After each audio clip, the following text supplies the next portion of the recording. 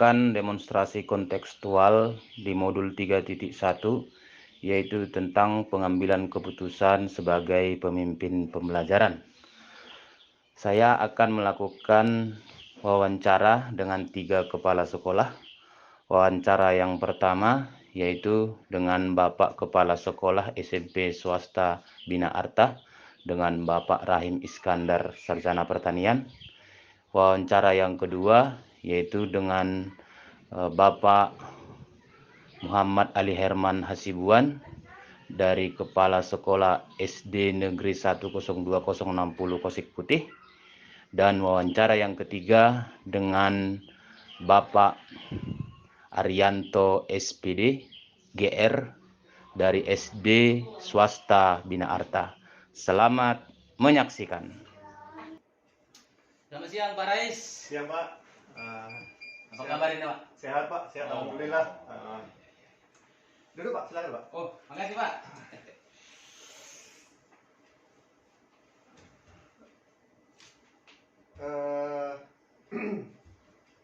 Ada yang bisa saya bantu Pak? Oh, ada Pak. Begini Pak, hari ini saya mau melakukan wawancara dengan Bapak, Ya. yaitu mengenai tindak lanjut belajar dengan Bapak tentang cara pengambilan keputusan Pak di sekolah kita ini. Iya. Dan juga ini sebagai pemenuhan tugas saya dalam demonstrasi kontekstual modul 3.1 dalam pengambilan keputusan berbasis nilai-nilai kebajikan sebagai pemimpin pembelajaran.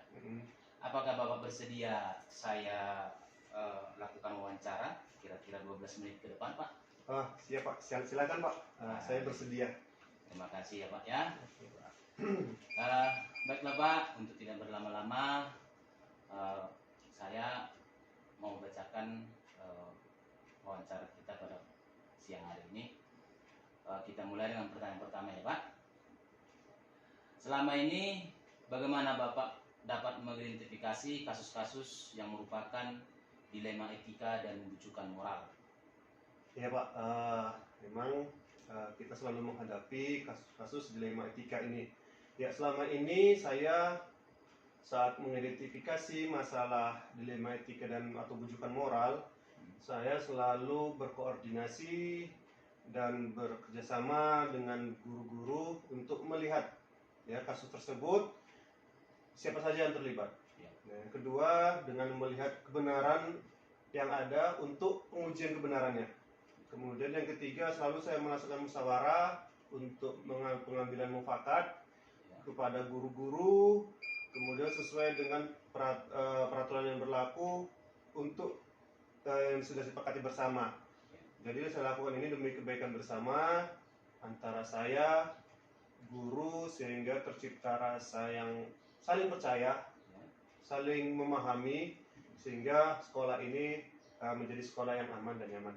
Baik, berarti Bapak melakukan pertama mengidentifikasi kasus ya Pak? Iya. Setelah itu berkoordinasi dengan guru-guru, kemudian melihat kasus tersebut siapa yang terlibat, ya. Kemudian setelah itu Bapak melakukan pengujian kebenarannya. Baik Pak.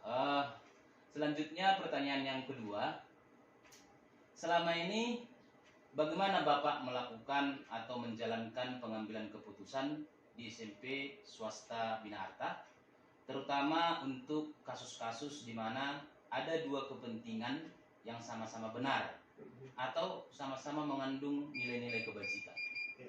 Jadi memang menjadi suatu dilema ya apabila kita dihadapkan dengan sebuah masalah yang sama-sama benar, kemudian sama-sama mengandung nilai kebajikan.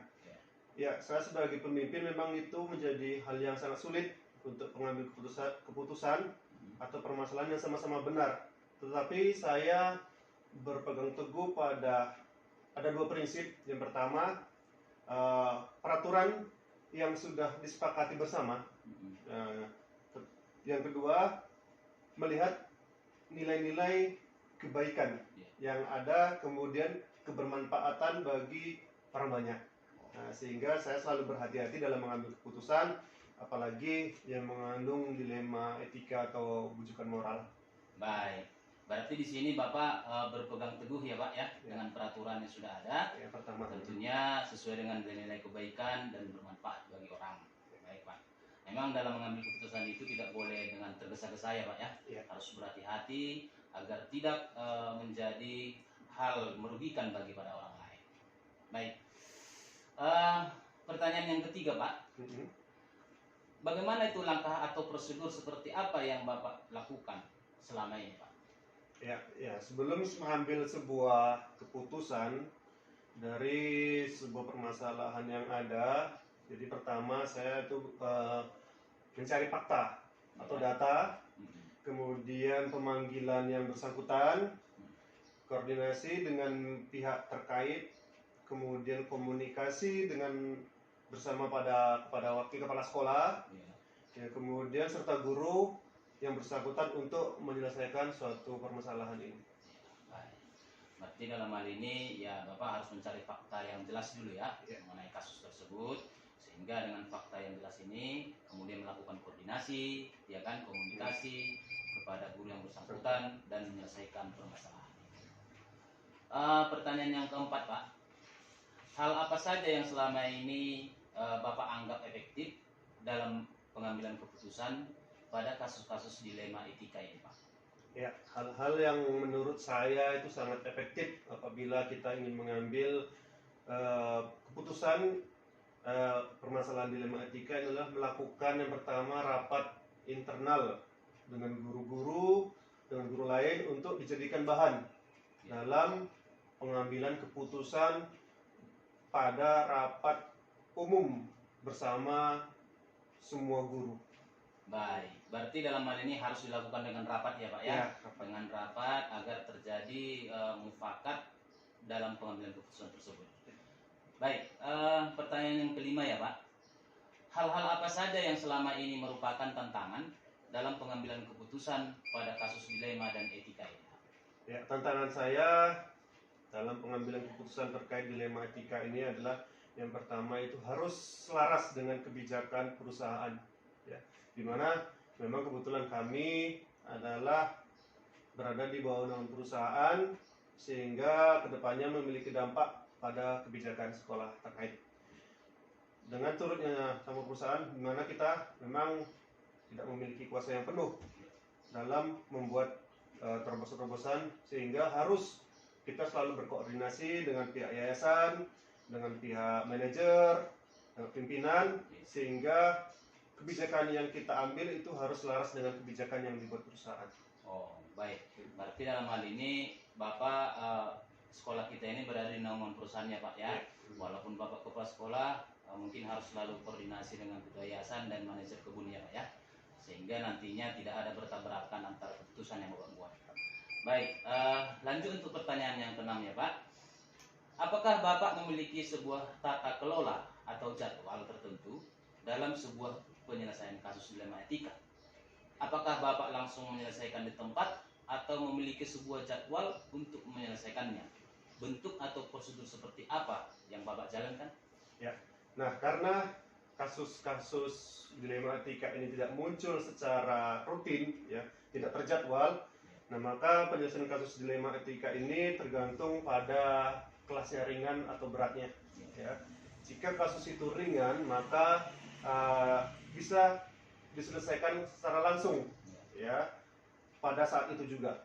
Tetapi apabila kasusnya berat sehingga memerlukan penanganan melalui tahapan-tahapan yang berlaku, yaitu yang pertama tadi meninjau fakta atau data, berkoordinasi dengan semua pihak, yang murid, lalu berkoordinasi dengan musyawarah dengan tim sekolah untuk pengambilan keputusan yang terbaik bagi semuanya. Baik, berarti tidak terjadwal ya Pak ya? Iya, iya. Karena sifatnya dia itu kan bisa tergantung ringan beratnya kasus gitu ya Pak ya. Baik, pertanyaan yang ketujuh, adakah seseorang atau faktor-faktor apa yang selama ini mempermudah atau membantu Bapak dalam pengambilan keputusan dalam kasus dilema etika ini Pak? Ya, faktor-faktor yang membantu saya untuk dalam pengambilan keputusan di sekolah adalah selalu berkoordinasi baik dengan kepada tim seperti wakil kepala sekolah, ya, guru, komite, wali murid, serta menaati peraturan yang berlaku atau disepakati bersama. Baik, berarti Bapak juga tidak lupa juga ya dengan ketua yayasan, karena memang itu Oh iya, juga ketua yayasan, ketua ya, yayasan ya, Bapak. ketua Karena yayasan juga. termasuk juga pengambil keputusan di Ya, sekolah ini. betul. Baik Pak, pertanyaan yang terakhir ya Pak. Dari semua hal yang telah disampaikan hal ini, pembelajaran apa yang Bapak petik dari pengalaman Bapak mengambil keputusan dilema etika, Pak? Ya. Pembelajaran yang sangat berharga yang saya dapatkan adalah dalam pengambilan keputusan ini, yaitu pentingnya selalu berkomunikasi dan berkoordinasi yang baik kepada semua pihak agar keputusan yang kita ambil adalah keputusan yang terbaik sesuai dengan sasaran, berdampak positif, serta berpihak kepada murid. Baik, terima kasih ya Pak. Waktu tidak terasa memisahkan kita ya. Wawancara ini sungguh asik ya Pak dan menyenangkan. Semua pertanyaan yang saya sampaikan Bapak dapat jawab dengan mudah ya. Semoga Bapak sehat selalu dalam menjalankan tugas dan dapat membuat keputusan yang terbaik di sekolah ini. Di lain waktu kita boleh berbagi pengalaman lagi ya Pak, terutama dalam memajukan sekolah kita yang tercinta ini. Sekali lagi saya ucapkan terima kasih banyak atas waktu yang sudah diluangkan kepada saya. Terima kasih ya Pak. Oke, Baik. terima kasih sama-sama. Ya. Jadi demikianlah hasil wawancara saya dengan Bapak Kepala Sekolah SMP Swasta Binarta. Semoga dapat menginspirasi rekan CGP yang lain untuk membuat demonstrasi kontekstual modul 3.1 tentang pengambilan keputusan seorang pemimpin pelajaran. Sampai jumpa di lain waktu. Salam bahagia rekan guru dimanapun berada. Selamat siang Pak. Selamat siang, Pak. Apa kabar ini Pak? Baik, Baik ya Pak. baik, Pak. Baik. Begini Pak, saya mau melakukan wawancara ini Pak dengan Bapak. Ya, silakan. Yaitu terkait tentang bagaimana Bapak mengambil keputusan di sekolah kita ini ya Pak. Dan juga sebagai pemenuhan tugas saya, yaitu di demonstrasi kontekstual 3.1 sebagai pengambilan keputusan berbasis nilai-nilai kebajikan sebagai pemimpin pembelajaran. Apakah Bapak bersedia meluangkan waktu untuk melakukan wawancara Pak? Boleh, silakan. Kira-kira nanti Pak 12 menit ke depan kita melakukan wawancara tentang bagaimana Bapak melakukan pengambilan keputusan di sekolah kita Pak. Oke Pak, sudah siap Pak? Oke, Pak. Sudah siap, Pak. Oke. Baik, saya mau bertanya kepada Bapak. Selama ini bagaimana Bapak dapat mengidentifikasi kasus-kasus yang terjadi, yaitu dilema etika atau bujukan moral? Saya mengamati Ya, terlebih dahulu dari kasus yang ada dan mengumpulkan informasi sesuai dengan fakta ya. di lapangan. Dalam pengambilan keputusan dapat dibedakan menjadi dua, yaitu antara dilema etika yang berdasarkan antara benar dan salah, dan bujukan moral yang berdasarkan pada benar yang salah. Dan perlu diingat Pak bahwa dalam menentukan sebuah keputusan harus berdasarkan peraturan yang sudah ditetapkan bersama di sekolah. Oh, jadi berarti Bapak mengamati terlebih dahulu ya Pak, Ya. yaitu kasus-kasus yang terjadi, kemudian Bapak mengumpulkan informasi sesuai dengan fakta yang ada di lapangan ya Pak, Iya. dan selanjutnya Bapak mengetahui antara benar atau salah, atau antara benar dan salah. Begitu ya Pak ya? Iya. Baik. Jadi selama ini bagaimana Bapak menjalankan pengambilan keputusan di sekolah Bapak, terutama untuk kasus-kasus di mana ada dua kepentingan yang sama-sama benar atau sama-sama mengandung nilai kebajikan? Ya, ini Pak, sudah saya jelaskan Pak sebelumnya bahwa dalam mengambil keputusan haruslah mengacu kepada peraturan yang berlaku. Setiap pengambilan keputusan saya selalu menjalin hubungan dengan rekan sejawat, memastikan bahwa keputusan tersebut benar-benar dalam pengambilan keputusan dalam kasus dua kepentingan yang sama-sama benar, didasarkan pada rasa peduli, kasih sayang, dan sama-sama benar. Didasarkan pada rasa peduli, kasih sayang, dan memikirkan dampak jangka pendek dan jangka panjangnya, Pak. Kami mengambil berbagai pendapat yang masukannya dari banyak pihak. Resiko dari satu keputusan itu pasti akan ada yang tidak setuju atau tidak disukai. Walaupun bagaimanapun harus ada keputusan, maka kita harus mengambil resiko terkecil. Oke, berarti di sini Bapak mengambil berbagai pendapat atau masukan ya Pak, Iya. daripada berbagai pihak. Kemudian Bapak mengambil sebuah risiko ataupun keputusan di mana ada pihak yang setuju, ada juga pihak yang tidak setuju. Kan begitu ya Pak? Iya. Jadi walaupun bagaimanapun harus Bapak bikin ya keputusan sehingga permasalahan bisa dapat diatasi. Baik, selanjutnya Pak, Iya, Pak. Iya, Pak. langkah-langkah atau prosedur yang seperti apa yang biasanya Bapak lakukan selama ini? Ya, pertama sekali saya akan mencari informasi terlebih dahulu, Pak. Ya, Saya akan datang ke lapangan, turun langsung untuk mewawancara dari berbagai pihak.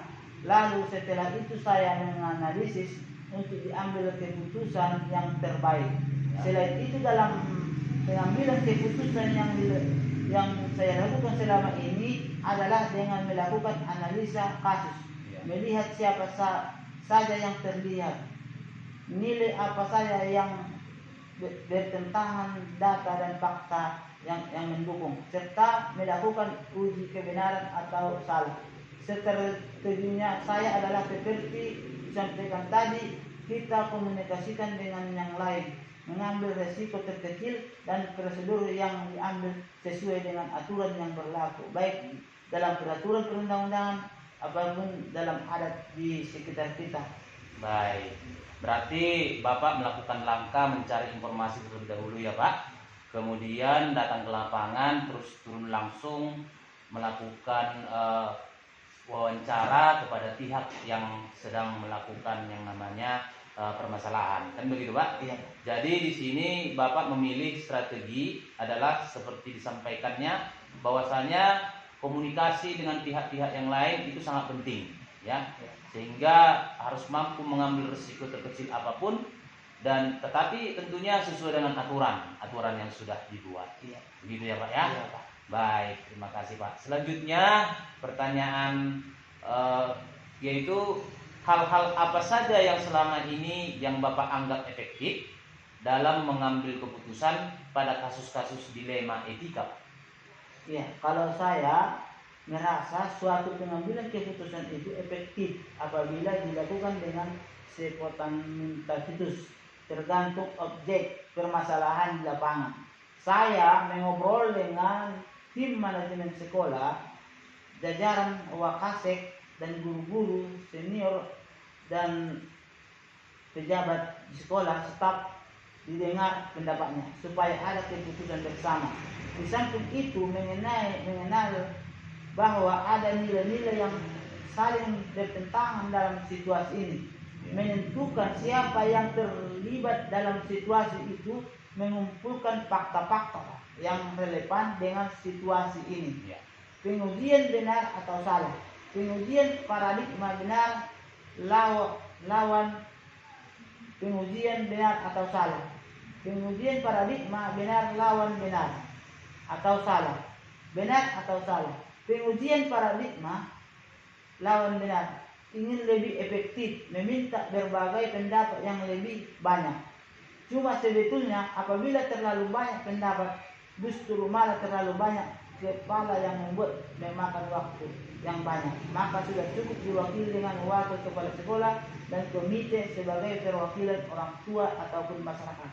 Iya, berarti di sini orang Bapak sekolah kita mengambil keputusan itu yaitu dengan spontanitas ya Pak. Iya. Tergantung objek permasalahannya bagaimana di lapangan. Iya. Tentunya sambil berkomunikasi, sambil ngobrol dengan tim-tim manajemen sekolah, terutama Wakasek, guru-guru guru senior, dengarlah pendapatnya, gitu ya Pak ya, Iya.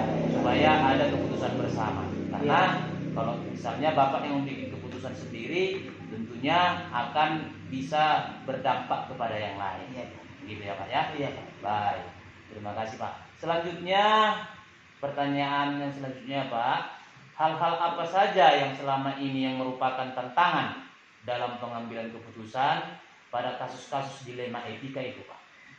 Iya, Pak. Hal-hal yang merupakan tantangan yang saya hadapi, Pak, mempertimbangkan segala dampak yang ada, berpikir dengan matang dan jangan menuruti emosi, jangan terpengaruh oleh arahan orang lain, dan menentukan tentang nilai-nilai kebenarannya. Tantangan yang dihadapi dalam pengambilan keputusan Pak, apabila kurang bisa diterima, tentu saja kita harus bisa meyakinkan orang-orang yang terlibat dengan keputusan kita. Sebetulnya yang paling menantang itu untuk tenaga pendidik dan kependidikan di sekolah kita ini. Saya tidak berbicara yang lain, tapi masalah kesejahteraan sampai saat ini buruh sudah sesuai UMR, namun guru dan karyawan masih jauh di bawah UMR. Bagaimana ujung tombak pendidikan itu para guru? Bagaimana ini guru-guru yang honorer belum sejahtera? Ini permasalahan bagaimana agar guru honorer bisa paling tidak sejahtera dengan setara dengan UMR kita di Sumatera Utara ini, ataupun sesuai dengan pada khususnya di Padang Lawas Utara ini. Ini tantangan bagi kepala sekolah yang saya pimpin selama saya sudah menjawab di sekolah ini SD Negeri 10, 20, 60 Kosek Putih, Kecamatan Simangamat, Padang Lawas Utara. Ya.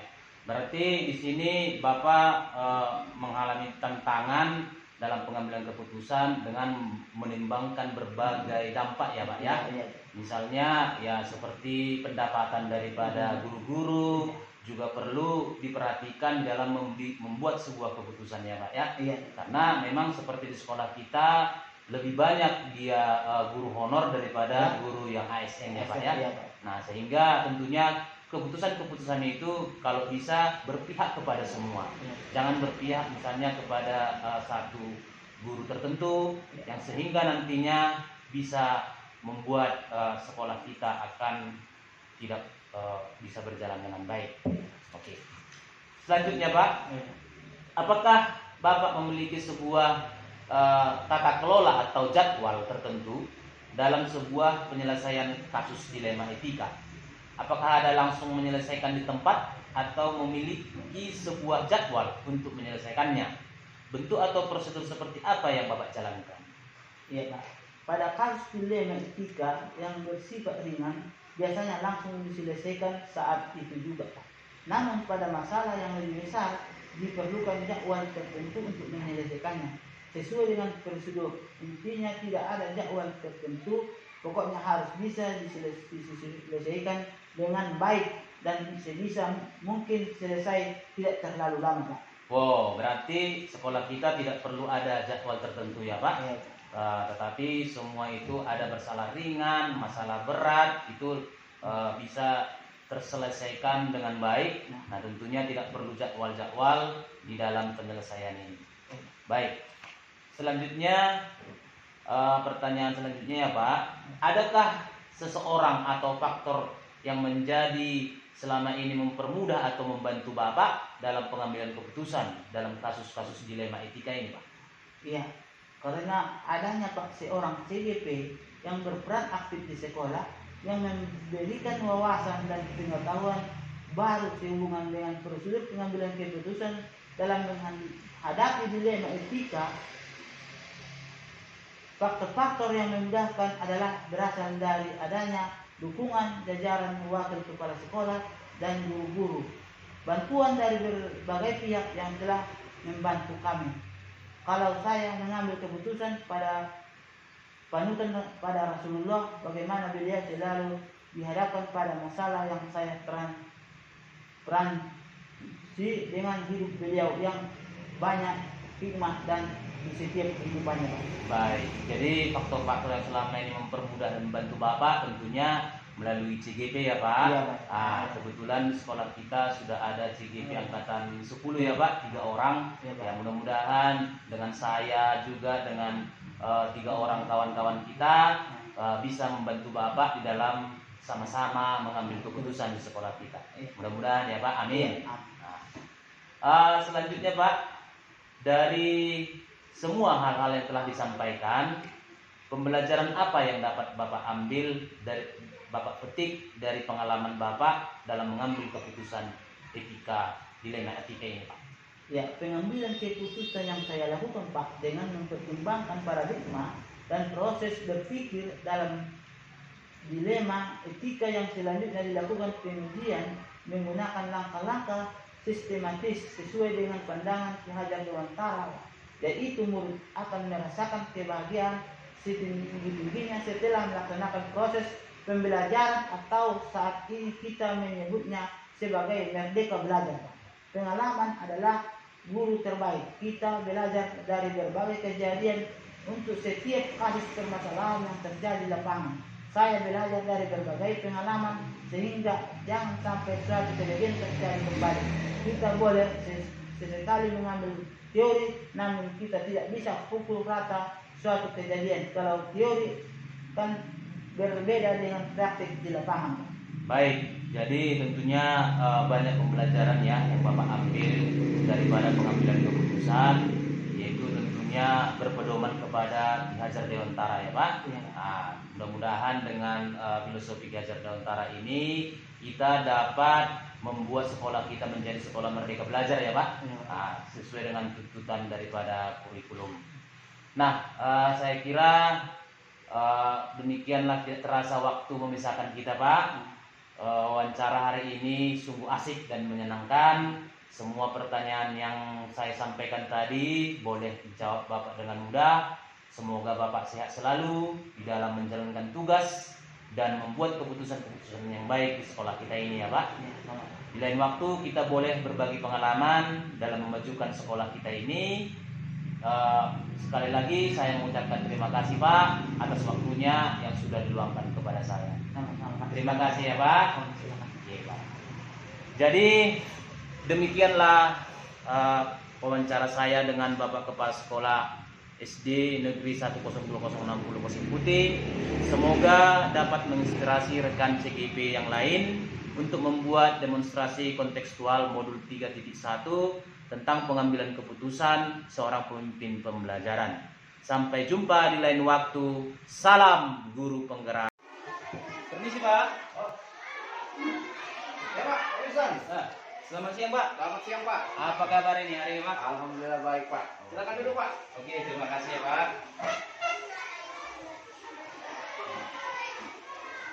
Ada apa nih Pak? Ada yang bisa saya bantu Pak? Ada ini Pak. Nah, pertama saya mengucapkan terima kasih dulu ya Pak kepada Bapak yang sudah merespon saya melalui komunikasi untuk melakukan obrolan wawancara terkait tugas saya di calon guru penggerak angkatan ke-9. Ya. Adapun tujuan saya melakukan wawancara pada hari ini dengan Bapak yaitu untuk mengetahui lebih lanjut dan belajar melalui Bapak yaitu tentang bagaimana cara pengambilan keputusan yang dilakukan di sekolah ini ya Pak.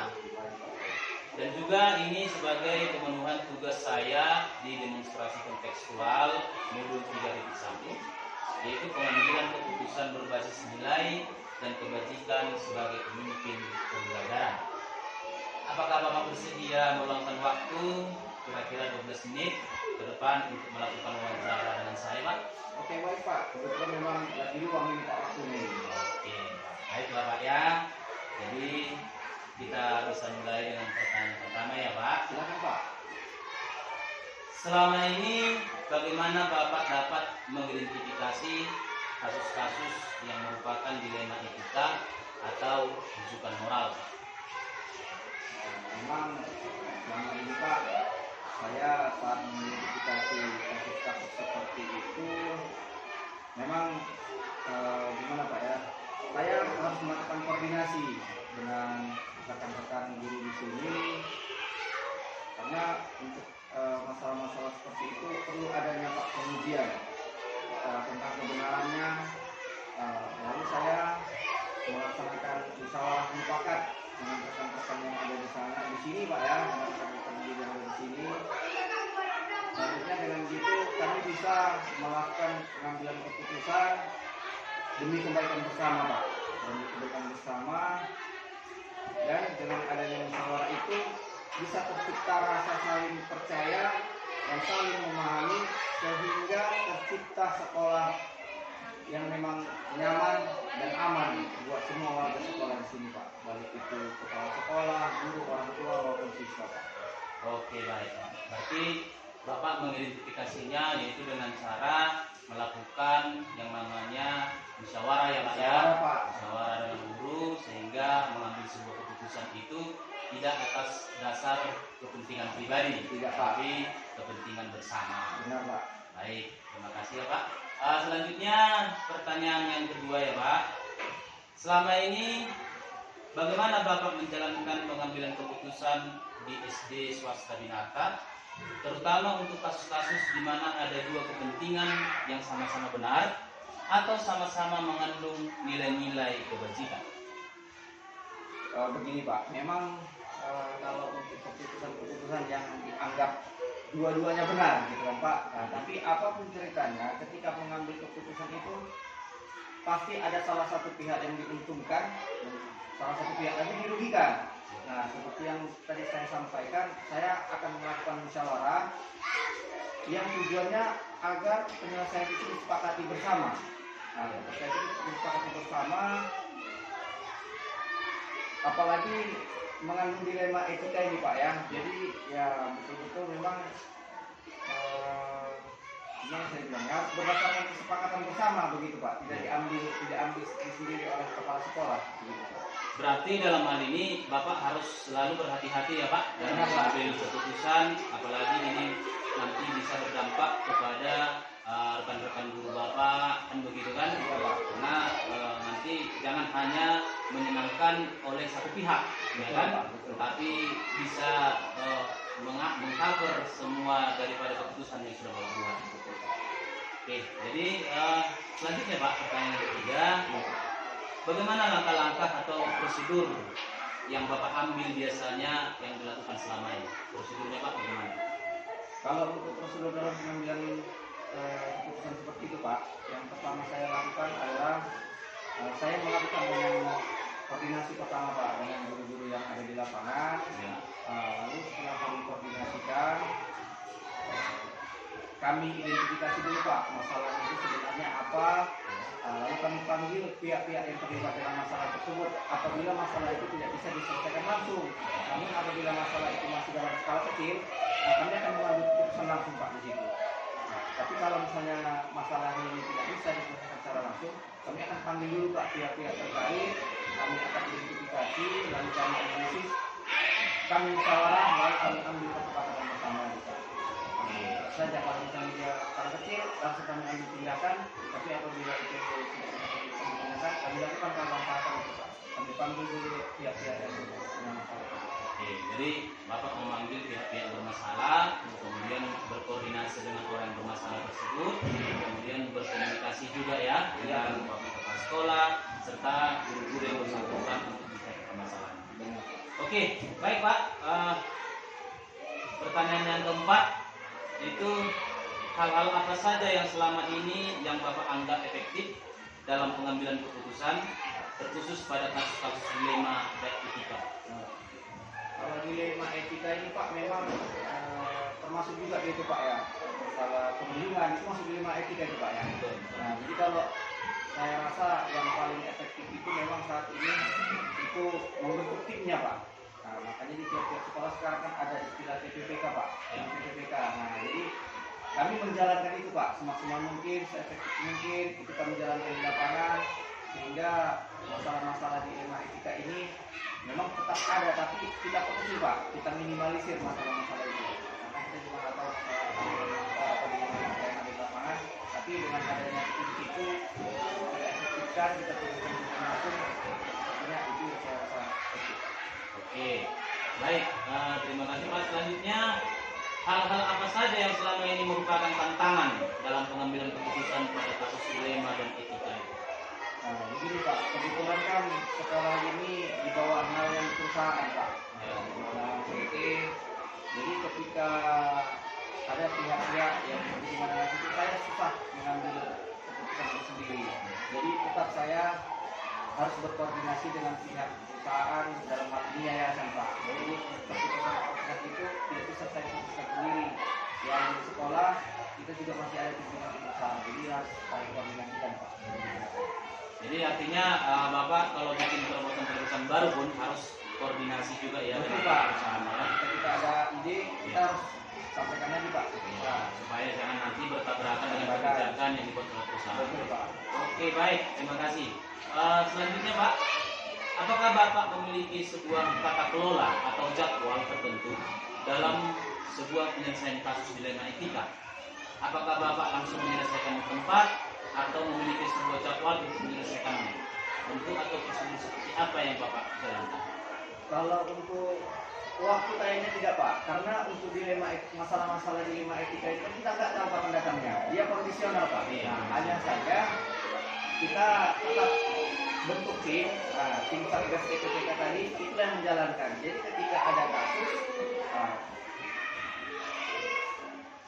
ringan ataupun kita anggap bisa kita selesaikan, kita nggak perlu tahapan-tahapan Pak. Tapi ketika itu nanti kasus yang memang tidak bisa diselesaikan di hari itu juga, nah saya lakukan tahapan-tahapan itu tadi Pak. Kita panggil orang tua yang tidak yang bermasalah, kita bukan satgasnya.